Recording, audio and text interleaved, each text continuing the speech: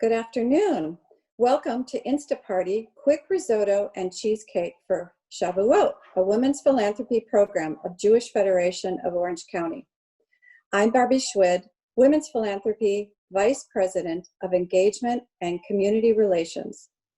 I'd like to thank a women's philanthropy team, Ann Miller, VP of Education, who helped to co-chair this event, and Amy Packer, Mitzvah Maven's co-chair, who is sharing her culinary skills with us today. As members of Jewish Federation Women's Philanthropy, we are here to inspire purposeful and passionate giving. We honor Jewish values of repairing the world and sustaining future generations, locally, globally, and in Israel. We engage, empower, and educate our community. We foster a culture of philanthropy, volunteerism, and leadership. We welcome all women. Each woman's time, talent, and treasure are equally important.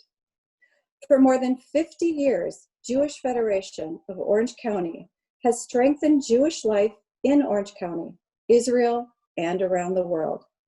The world looks different to us today. Now more than ever, we are needed by our community. Before we welcome Amy, I'd like to share a story with you about how we are helping our fellow community members as we navigate this global pandemic. Together with the help of donors like you, we recently helped a family of 5 who have, after renting the home for the past 5 years, received an unexpected notice of an unaffordable rent increase. While the mom has been able to work her full-time job remotely during COVID-19, the dad was laid off from his job last year and has been unable to find employment in his field. The impact of COVID has further delayed his search for a new job.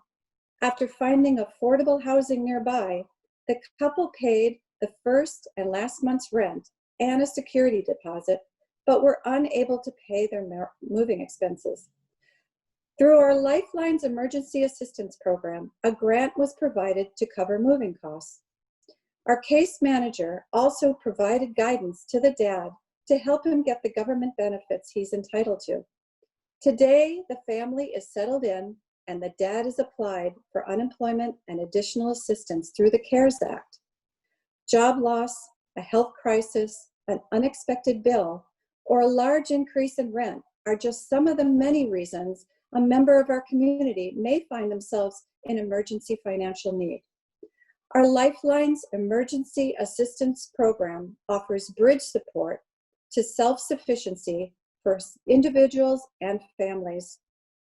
This support includes a consultation with an experienced caseworker and may include referrals to a wealth of other community resources, a grant, or gift cards for basic needs like grocery, gas, and other household items.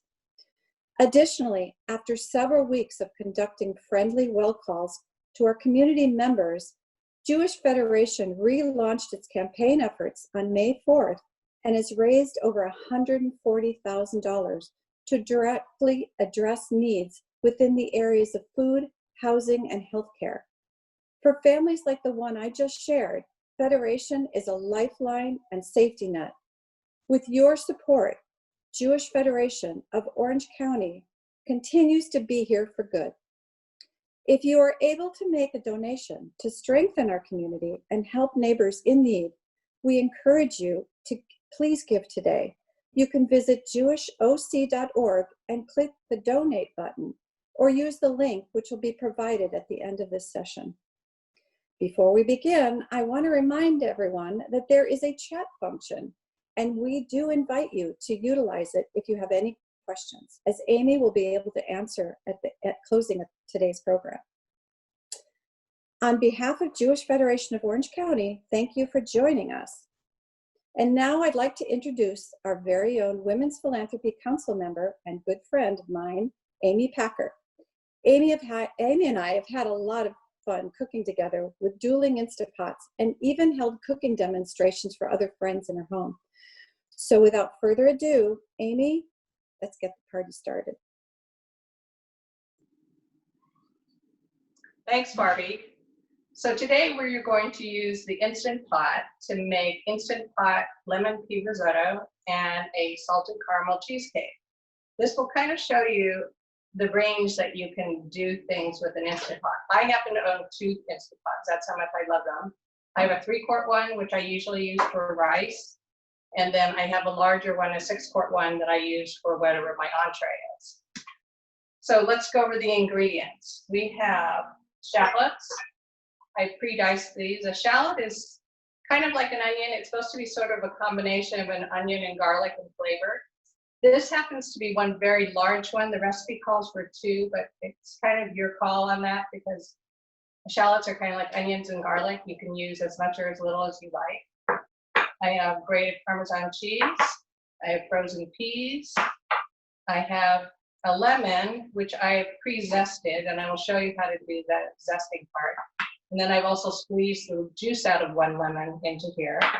There's white wine. I happen to use Trader Joe's Charles Shaw, which is a very inexpensive wine. And then there's arborio rice and stock. You can use vegetable or chicken. We're using vegetable today to keep all this kosher. Let me start and show you how to zest a lemon. If you own a microplaner, this is what you would use it for. If you don't own a microplaner, I strongly suggest you get one because I love my microplaner. So you would just rub the microplaner on the lemon and the zest comes right off, as you can see. So let's get started. What we're going to do is we're going to saute. This is a 1-pot meal, which is really nice. We're going to start with sauteing because that's one of the things that a Instant Pot does that I don't think a lot of other pots do. So in order to do that, I will cancel and press saute. If you notice at the top on the screen, there are 3 positions. You want to make sure you keep pressing the saute button to make sure that the right side is lit because that's the high position. And that's the temperature that you want to cook with to saute. And as you notice, I've already preheated, so it says hot, and that tells me that the temperature is ready. So the first thing we're going to do,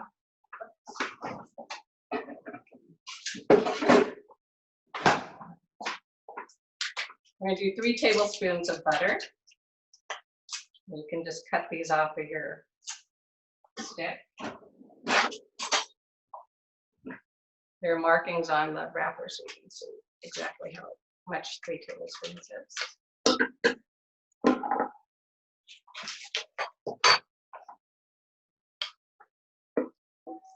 All right, I'll let that melt before we do the shallot.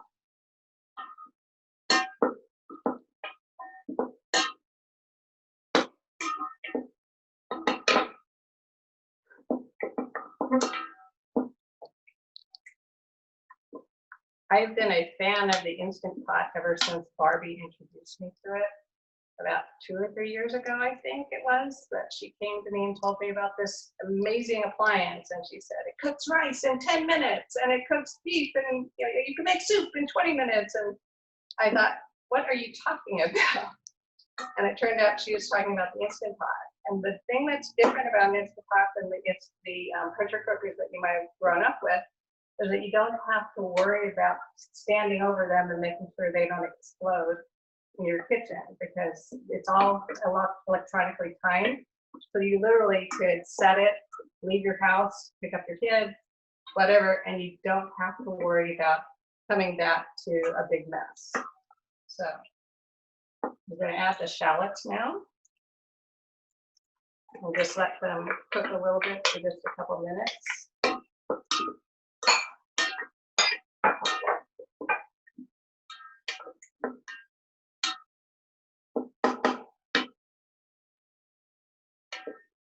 I use my Instant Pot at least a couple times a week or more. I especially like it for cooking rice. It will cook rice, and, maybe not half the time, but it's convenient because I cook rice the old-fashioned way on the stove, and it requires me to really kind of monitor it, watch it, and the Instant Pot allows me to not have to do that. Okay, so now after you've softened your shallots, the next thing you're going to do is add your wine.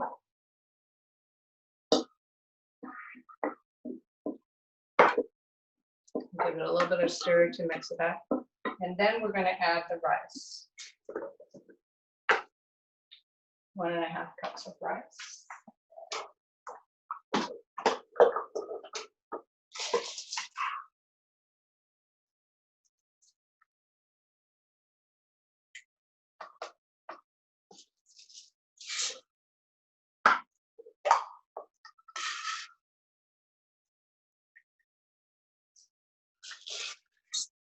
Right. We'll give that a stir just for a minute to get everything kind of well blended.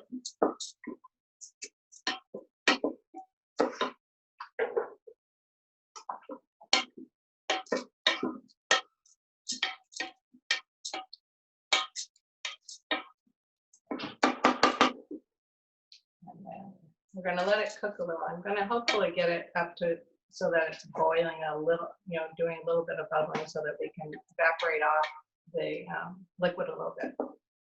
If you've ever made risotto the traditional way, it takes, I would say, minimum 45 minutes to an hour, because the way you would do it is that you start with this same mixture that we're starting with now, but you have to introduce a little bit of liquid at a time, and you can wait for it to evaporate off and add a little bit more. And so it's a very labor-intensive exercise, and that's why when we discovered that risotto is so great in Instant Pot, we have risotto very regularly because of it. And to be honest, even my husband can do it.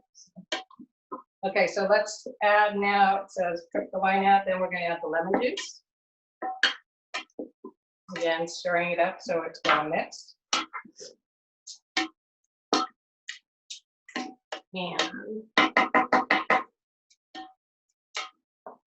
And I'm going to add the 3 cups of broth.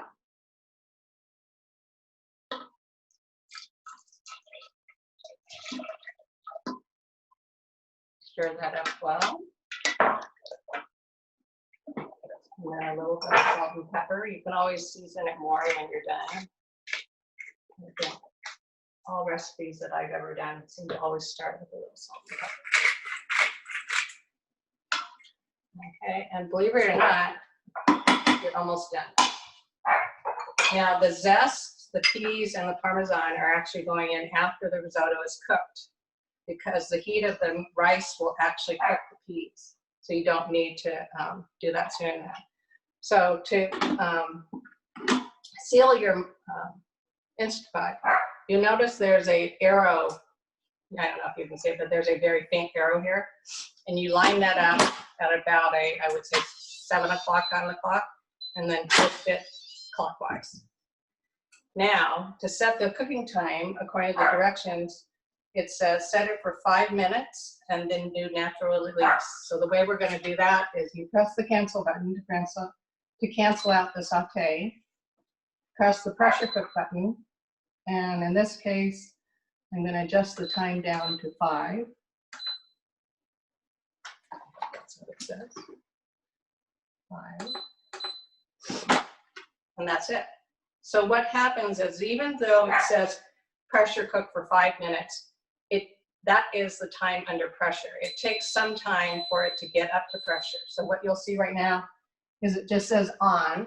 When it reaches pressure, you'll see there's a button on the top of this, and this will pop up, and that tells you that the pressure has been reached.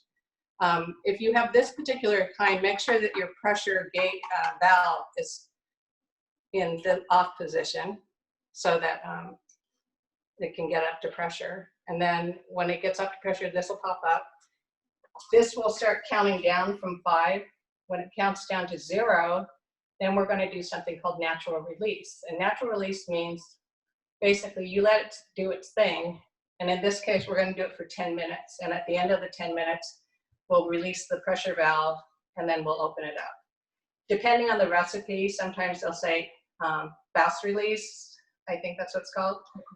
Quick release. And it really just depends on what you're cooking. Some dishes require different kinds of release. So anyways, so we're going to just leave this alone for now, and then we'll get on to our cheesecake.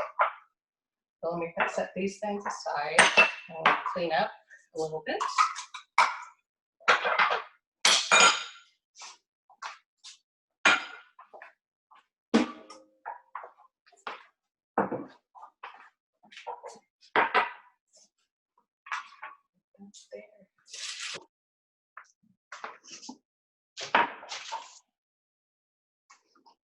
Okay, now, cheesecake.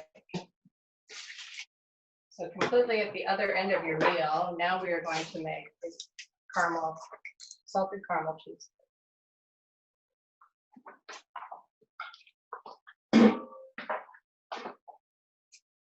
This will be a lot more involved, and that's why we asked that you kind of do it later, because I think it'd be very difficult for you to do it with me. I have a springform pan. This one, I'm not sure, I think it's 7 inches, but it fits inside a 6-quart. You would have to get the whatever springform that is appropriate for your particular Instant Pot, but this fits in a 6-quart.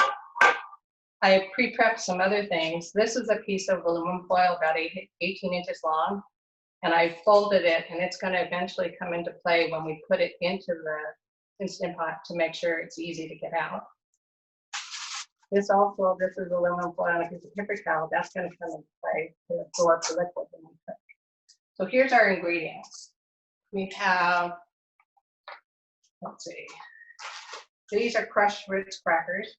What I did is I just put the Ritz crackers in a bag and I crushed them with a rolling pin. You could do it with that, or you could do it with a meat tenderizer, or you could just do it with your hands. But I crushed them already. And then on top of that, I have butter that I melted a while ago that I'm going to maybe have to zap again.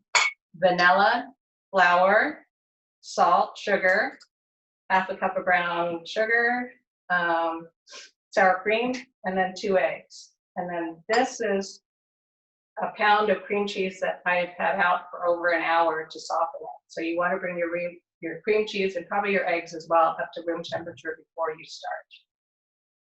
Okay, so let me zap my butter first.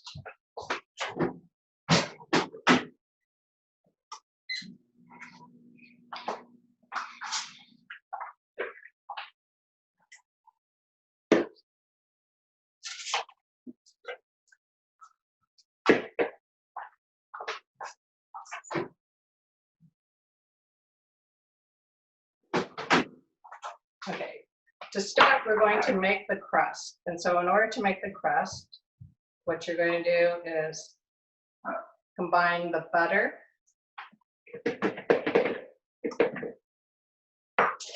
Ritz crackers,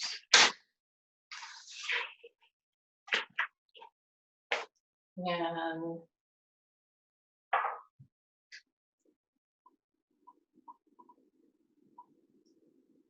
the sugar, the white sugar. So put that in, and then you're gonna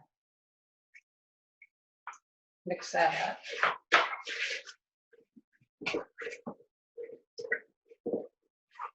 Let's make sure it's all well blended, enough that it can stick together when you make the crust. So to prep the pan, what I'm doing is I cut out of pastry paper a circle that matches my pan. I'm going to spray the inside of the pan with, in this case, it's olive oil. It can be any kind. And then I'm going to put the pastry paper inside, and I'm going to spray it again. And this will just make it a lot easier to get out of the pan when you're done. So what we're going to do now is make our crust. Just dump it in there. And you're going to press it into the sides. You can see it.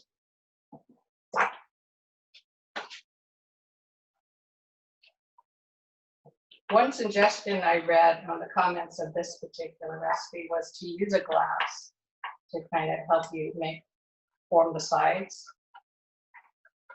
And you don't want it all the way up the sides, probably about halfway up on your springform pan. There. So that's our crust.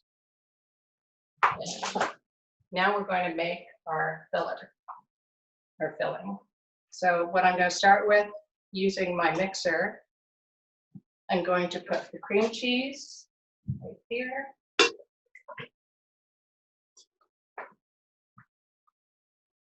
And it says to mix the cream cheese and the sugar. So in this case, it's the brown sugar. Let's get that started.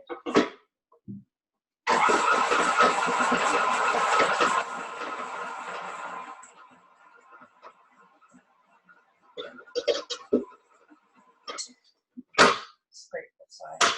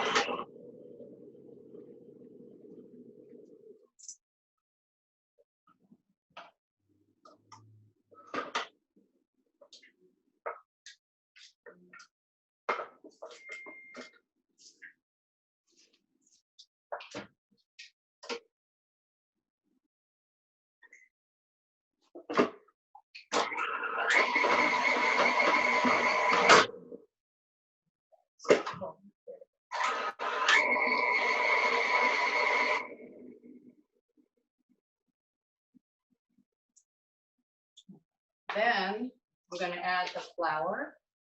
It's only a tablespoon of flour, I think. 1 or 2, I would say. 1 tablespoon. And I think that's just to help it hold together. I happen to use regular flour. You probably could use a gluten-free flour if you wanted to.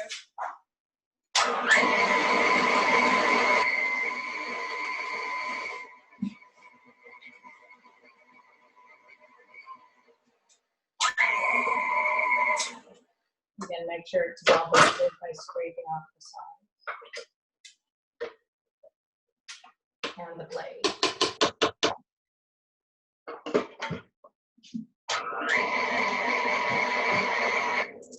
And the last thing I'm going to do now is add the, oh, I guess I should have added that too. The vanilla and the salt could have gone in with the brown sugar.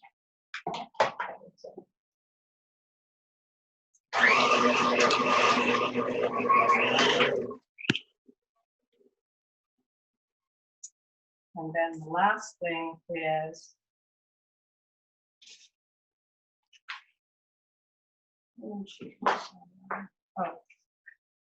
I'm completely out of order. I apologize.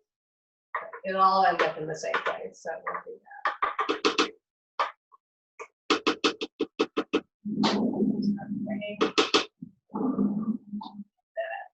Eggs.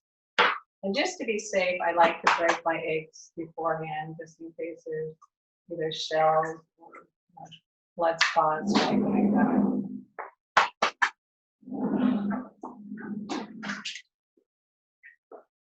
These eggs are good. I'm going to beat them up a little bit to help blend in better.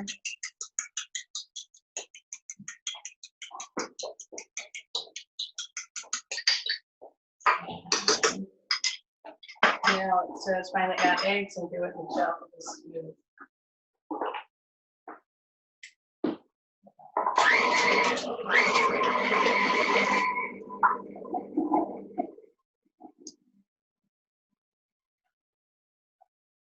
Scrape the sides. Do it again. Make sure it's all well mixed. Scrape your blades and scrape your sides.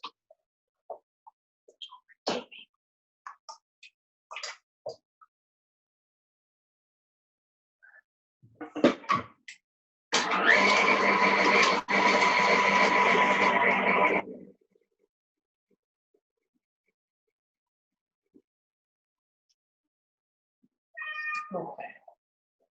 Now, remove the blade. A bit more.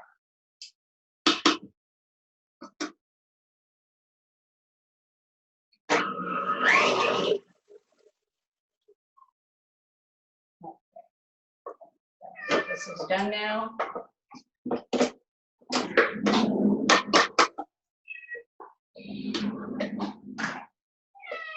It's lunchtime for my cat right now.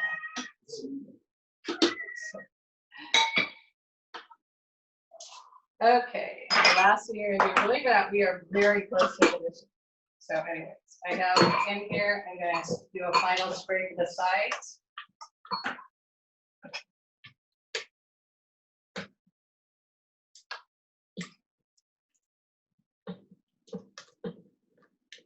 Mix it up a little bit.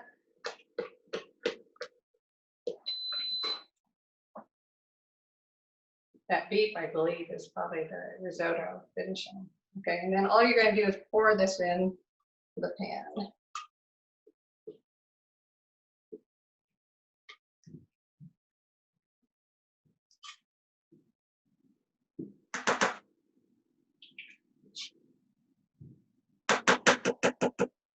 Spread it around.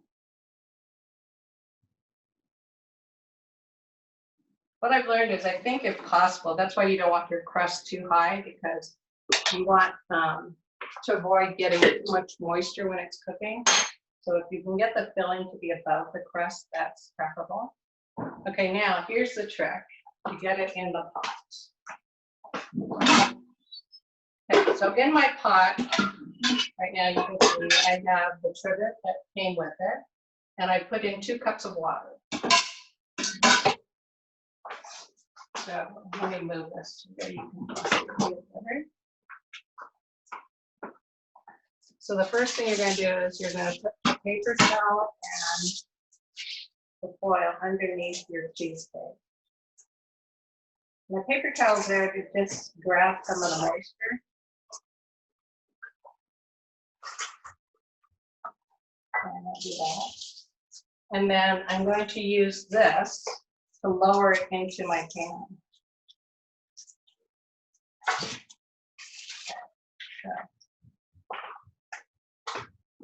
Put that in there. And then let me show you what that looks like. It's just sitting there. You can just fold these over a little bit. Okay. And again, put my pot in that sort of 7 o'clock position, close it. On this particular model, it has a quick release valve, which is really nice. It's a newer model I just got last year. So now, according to the directions, it's going to cook for 35 minutes. So again, I always start with cancel to make sure I'm starting from 0. Then I'm going to press pressure cook. And then it's already set for 35, and that's it. So you just leave it. Now it will take probably, I would say, anywhere from 10 to 20 minutes to get up to pressure, but you just kind of leave it alone and it's cooking. So now we get back to our risotto. The risotto has, I think it's at 3. I think it already beat, so I'm not sure if it's counting down or counting up, but you'll notice if that goes to 4, then we know that it's in natural release right now. So that's really the cooking part of this.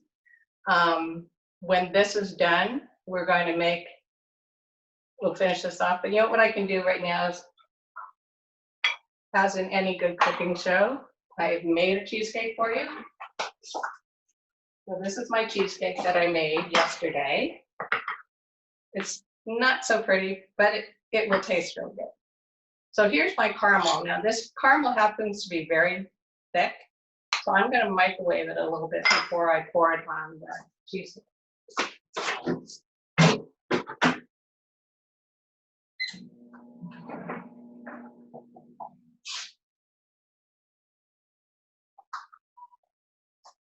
This is what I had mentioned before. I made the crust a little bit high, and so I think it got a little bit wet.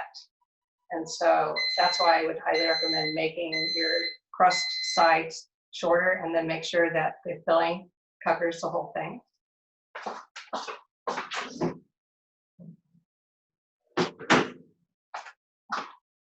The other thing that will happen is you'll see when you take it out of the pot, there might be a collection of a little bit of water, and the easiest way to take care of that is I just took a paper towel and just lightly dab the top of the cheesecake to remove the water, and that worked. Okay, so you can see my caramel now is nice and soft. And this is just a caramel like you would buy for ice cream. So you can use whatever your favorite caramel of choice. I know that there are salted caramel flavors that come already with the salt. So in that case, I wouldn't add additional salt to it. So just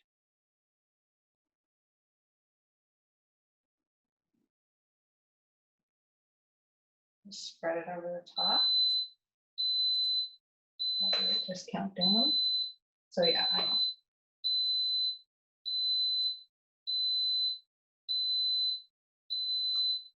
Okay. And it has its salted caramel. It says sea salt, but I'm just going to use kosher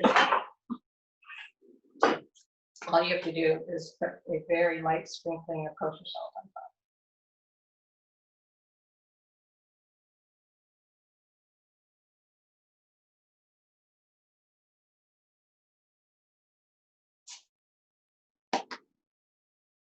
top. It's ready to serve. Unfortunately, we have to wait for this. Okay, so now you can see on the screen, it says L and it's counting up. So I don't know if we want to wait for 10 minutes. I can tell you some other things while I'm at it. One of my favorite Instant Pot cookbooks is this one. It's called Ready or Not. It's from a woman who has a website called Num Num Paleo. And what I love about this cookbook is that it is fully illustrated with cartoons and photos, and a lot of what she makes has sort of an Asian flair to it, so I really like that part of it. But she shows you how to make everything from, let's see, well, she actually has, okay, this is the table of contents, and what it shows you is your level of readiness to cook. So it'll say, get set, ready, kind of ready, not ready. So that's what I love about this. And then, of course, she and her husband created this. It has all these cute little cartoon figures, but very, very easy to follow. And she's a big believer in making things into, making your leftovers into a meal. So I would highly recommend this. There's obviously tons of recipes out on the internet that you can use. All you have to do is kind of search whatever you like to cook and add the word Instant Pot to it, and you'll find recipes. You can do pasta. As I said, we do ribs, brisket, really chicken. The only thing I don't do in an Instant Pot is fish, because fish is so easy to overcook. An Instant Pot really isn't the way to go for me, but I do pretty much everything else, a lot of any kind of risottos or rices. If you wanted to make just plain old jasmine rice, you would prepare the rice as you would. You do adjust the water content because there isn't as much evaporation. So to make a jasmine rice, it's 1-to-1, so 1 cup of rice to 1 cup of water. And then I set my timer for, there's actually a rice setting, but I usually set it for 10 minutes.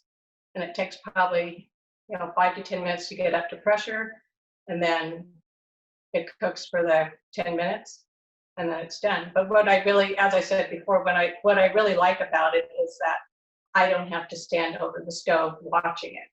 Once you set the timer, it does everything else, and then it's ready when you are. So that's other things. I'm trying to think what else I like. I don't know, I actually burned out my last Instant Pot. That's why this one's a newer one, because I use it so often. So I'm not sure what the danger would be if I open this sooner than the 10 minutes. So I'm going to keep it there. As I said, my husband knows how to use it. He makes ribs in it. He makes risotto. He follows recipes pretty well. He retired a few years ago, so that's what he takes turns doing that. I gave an Instant Pot to every one of my adult children, and they use it you can make chili. It makes great soup. If you like split pea soup, you literally could decide at 4 o'clock in the afternoon that you want soup that night, and you will have a really great split pea soup. It makes corned beef. It's an unbelievable amount of stuff that you can do. So. I just wanted to do, let's see. That's all that's all. What else I have? Okay, so right now you can see that this pressure cooker is getting up to. There.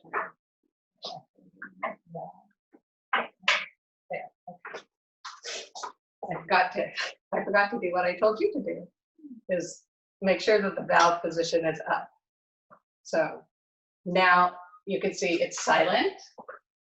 You can also see right now the button is up. So that tells you that the pressure is going.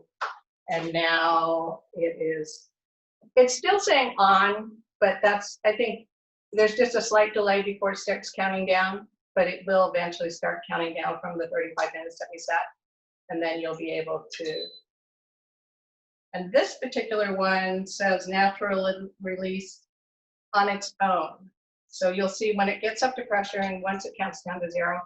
I timed it when I made my last cheesecake and it took about 25 minutes for the pressure to go down on its own. And then what you'll do when that's done is that you will take it out of the rack using the aluminum handle and put it on a cookie sheet, not a cookie sheet, a cooling rack, and just let it sit to cool down to close to room temperature. And then the recipe tells that you should chill it for at least 4 hours. I chilled it overnight, and that's where we are with this one this morning. So, I wish I could take questions. Now, if you have questions, be sure to put them in the chat, and I'll be sure to answer them when we are done with this segment.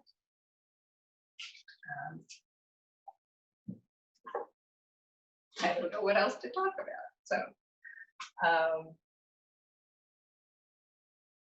what I will do, let's see, we're up to 6 minutes. I'm going to just let this go just for the sake of this lesson, so you don't have to wait and watch silence for 4 minutes. So the way you release it, the valve is up here, and you're going to, normally I would do this under my hood because you'll see in a moment why that's a good idea.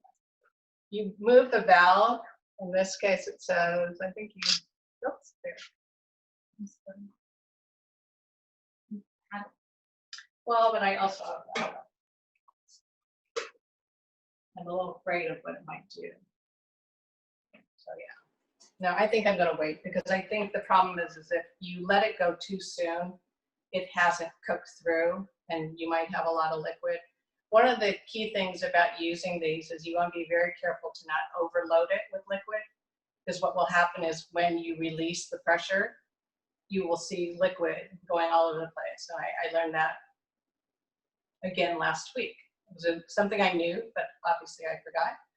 So we're going to just let this sit. And what else? I can tell you about the tools I have. I don't know. These are from Tupperware. I really like these for my commonly used seasonings. They have a sprinkle side and a solid side. So I have this for like salt and sugar and garlic salt, things that I use very commonly. I love these. This is a salt and a pepper grinder. I got these at, what do you call it, Bed Bath & Beyond. I think they might be OXO, but they do a really good job of grinding salt and pepper.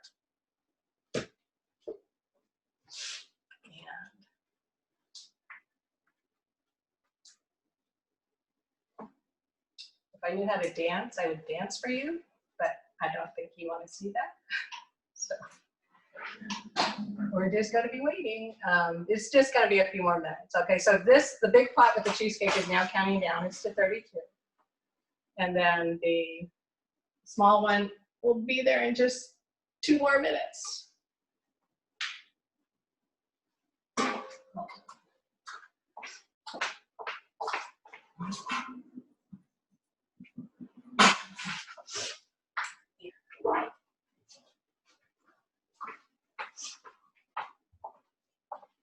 This is something I came up with, but I know that you can actually buy something that does this. This is a steam, this is actually just a large piece of PVC pipe elbow. But what I use it for is to direct the steam so that it doesn't go up against my cabinets or things like that. So what I'll do is once we cut down to 10, another minute, I will show you how this really helps control the steam, the direction of the steam. Almost there. The longest minute in history, huh?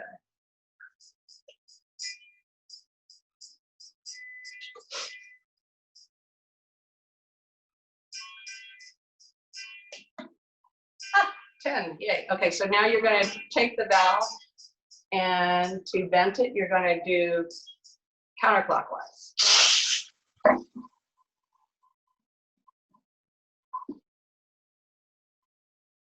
You see what it's doing? I mean, I suppose if you wanted to, you could try to make a facial out of it. It's just releasing the steam.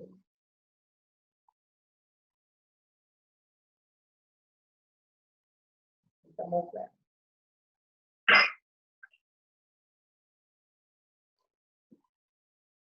When you hear the sound almost go to nothing, you can tap on the valve, and sometimes that will have it go down quicker. It's almost there. Okay. You are almost there. Yeah, there we go. I just tapped the button down so I know that the pressure is. Now you're going to turn it counterclockwise. Release it.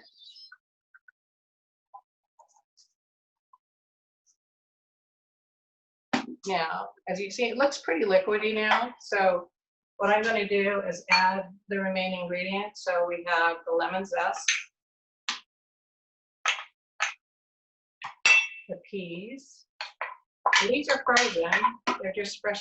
You can use fresh peas, I guess. And this will thicken as it stands. So usually when we make this, I will start this before I start the rest of my meal, because then I will let it sit while the rest of the meal is cooking, and that will help thicken it up. You can also, if you want to, you can go back to that saute function and have it boil off to whatever desired thickness you want. The Parmesan, half a cup to a cup. You can also save some of the Parmesan for garnishing it when you're done.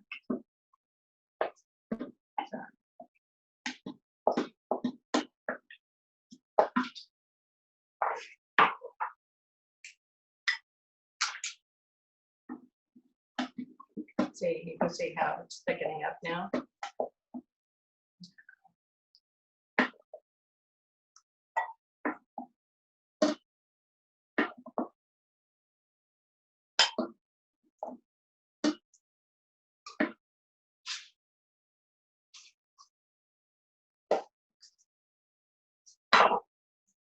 This out of the way.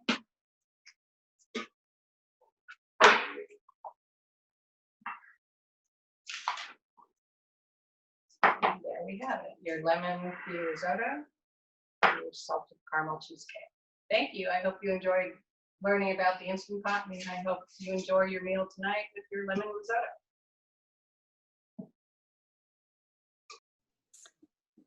Thank you, Amy. That was wonderful. And I even learned some new tricks that I didn't know. So I really appreciate you sharing all that with us today. There were quite a few questions that came in, so we're going to try to answer a few of them.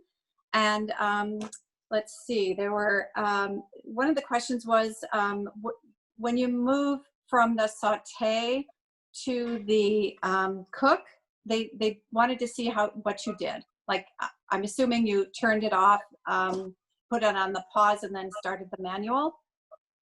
Oops. So here's my Instant Pot. Let me make sure you can see it.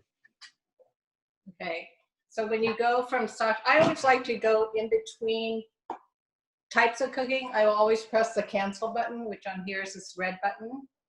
And then, so when you went to pressure cook, then you press cancel, and then there's a button that actually says pressure cook. So you press that, and then you would adjust the time depending on what the recipe called for. So it can go up or down. It usually defaults, it saves whatever cooking time you last used. So that may or may not be what you need, and so you would adjust it up or down depending on what you needed. Let's see, some of the other questions was, one of the easy question, where did you buy the caramel sauce? I can show you that. It's from Bonds, I think, or Pavilions or something like that.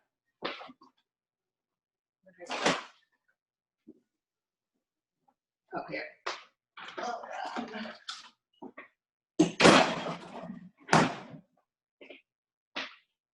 Happened to be Mrs. Richardson's caramel sauce.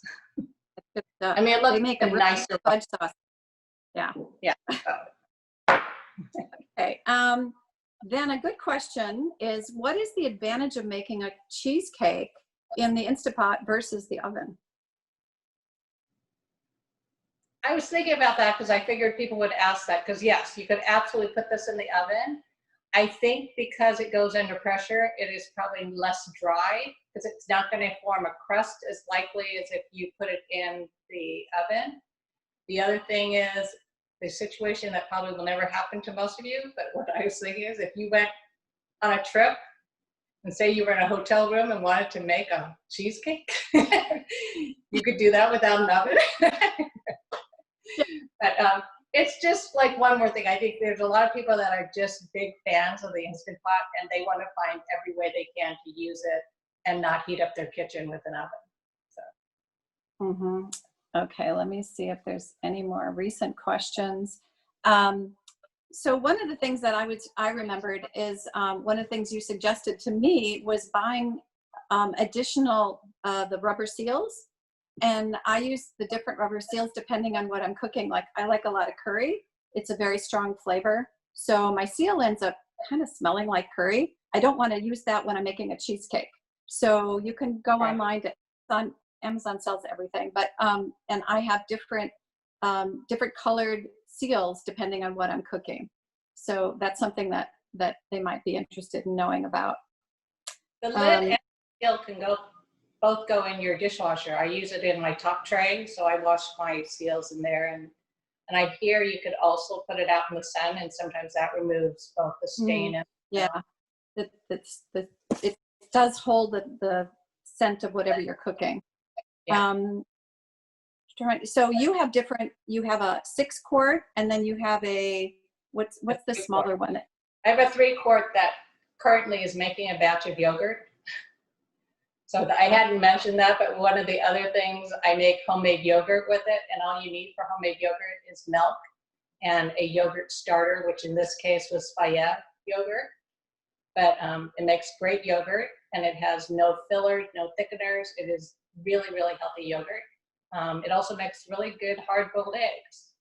And it's hard to describe, but they're more tender than the kind you do in a pot.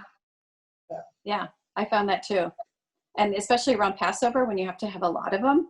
I could put a dozen eggs in mine, and after the pressure's up, I think it's 3 to 5 minutes, and you've got the most perfect. Yeah, 5 minutes up to pressure, and then 5 minutes of natural release, and it makes really good hard-boiled eggs. So I'm looking to see if there's any more. Okay, I have an Instapot, and I saute in the Instapot, try to set the pressure cooker function. It says it's too hot. So I saute in a pan, and have you had any problems with that, getting too hot?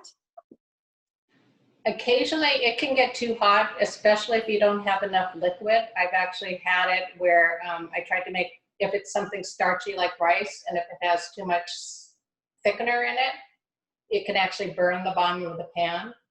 So it is tricky. You have to follow the ingredients, make sure that you have enough liquid. And usually I haven't had a problem going from saute to pressure cooking. So it very well could be a problem with the Instant Pot itself. And I have had them replace an Instant Pot for me, and their customer service is actually really good. So if you go to their website, you can get that. Okay.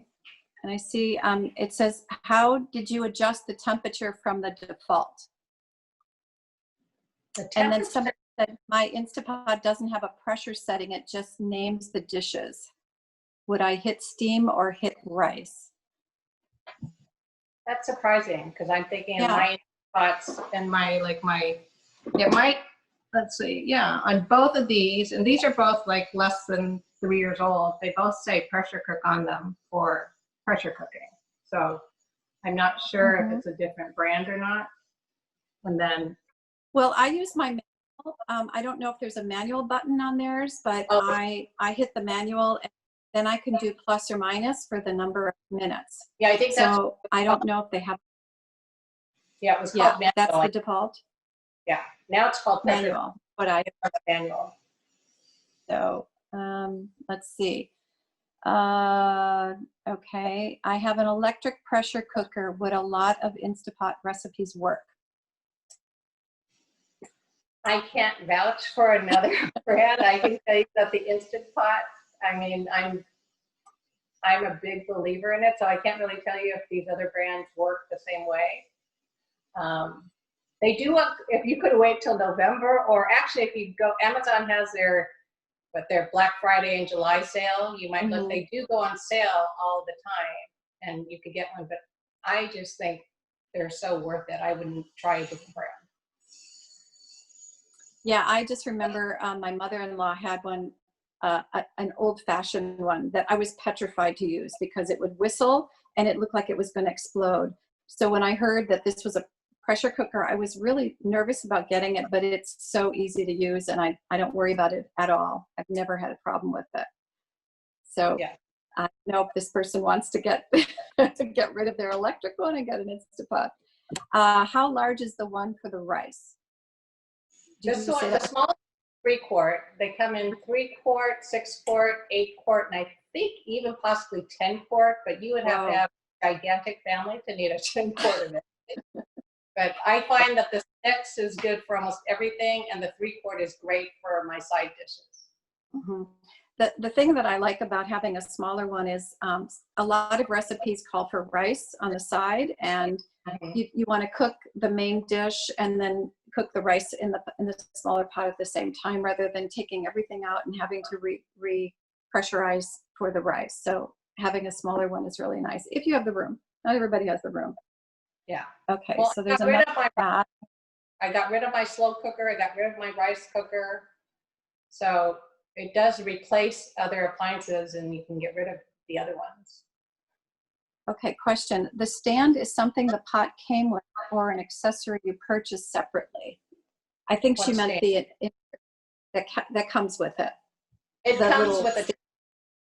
Yeah, it comes with it, and it comes with like a rice scoop and another scoop. Mm-hmm. It comes with a few accessories. Okay, we have time for one more question. However, if there are a lot more questions, Amy and I are willing to stay on for a few extra minutes and answer any other questions people have. I know it's a different experience if you've never done it before. It's really very easy.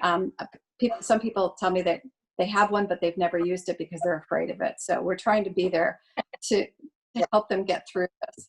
So for those of you who have had your questions answered, thank you so much for joining us today. We look forward to your participation in future Jewish Federation Women's Philanthropy events.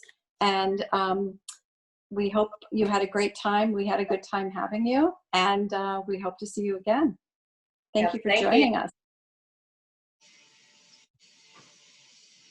So we can stay on for a few extra moments if anybody has more questions. There is a Facebook group for Instant Pot that has, like, I think over 10,000 or more members on it, and one of the most common I'm on that. Yeah, but they say, I bought Instant Pot and I'm afraid to use it. So. I know. Oh.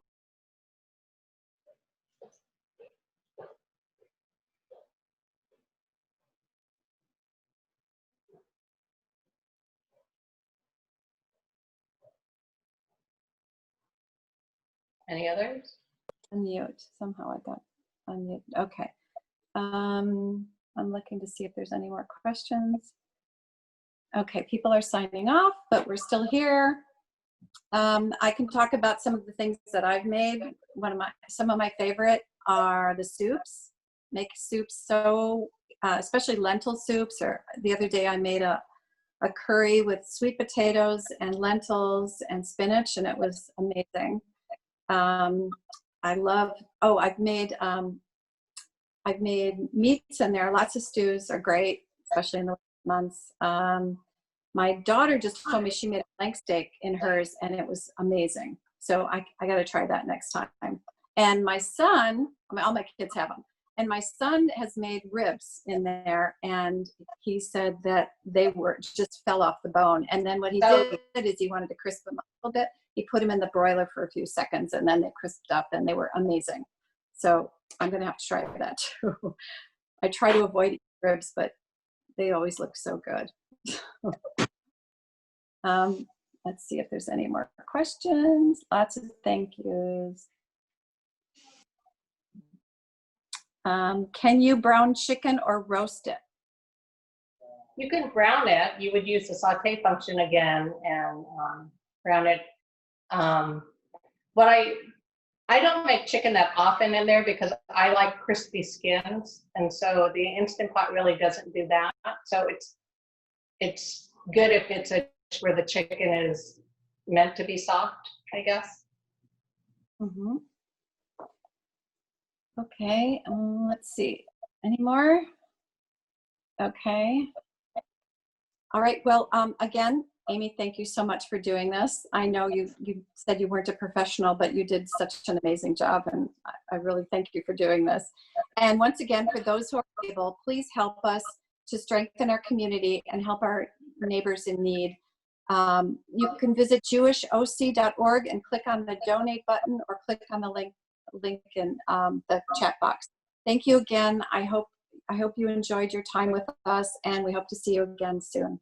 Thanks. Bye. Bye.